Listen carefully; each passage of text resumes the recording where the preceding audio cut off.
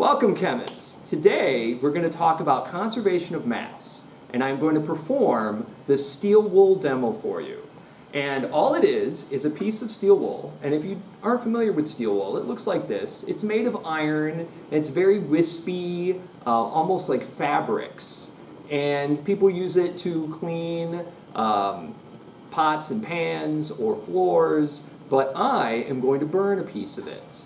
And I weighed this out. I'm going to weigh this out, and I got exactly 1 point. Actually, don't show. I don't want them to see that it goes under. Gotcha. Sorry. Yeah. So I'll just start fresh.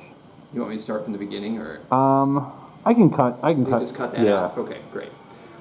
So I weighed this out before, and I recorded the results, and now I'm going to light it on fire. So I'm going to take my tongs, and I'm going to place it in the Bunsen burner flame. And you're going to see that this is going to go up very quickly. It's a very exciting reaction. Look at all those embers, you see sparks, and in just a few seconds, the reaction is done.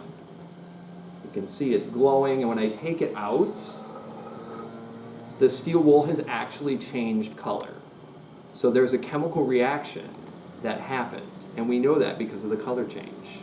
Now, what's really interesting is when I weigh it a second time, now that I burned it, and I place it in the scale, I get a surprising result. So at the beginning, I had 1.30 grams of steel wool.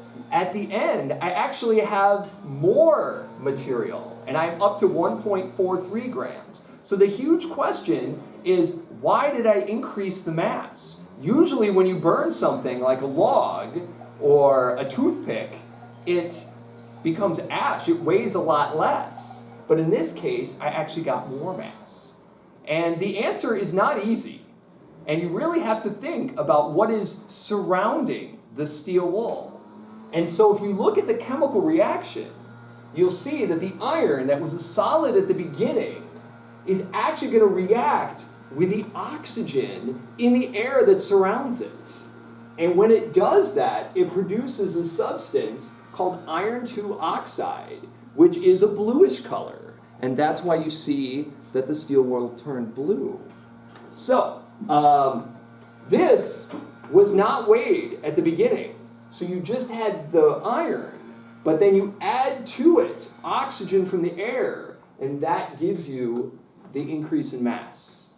The point of all of this is, if you do look at all the ingredients and all the products, the masses are the same. We just didn't bring mass out of thin air. It actually came out of the air that surrounded it, but it was there at the beginning. It wasn't created. You also can't destroy mass. It all goes somewhere, and those two things are always equal. Pretty amazing. Mr. Coleman out.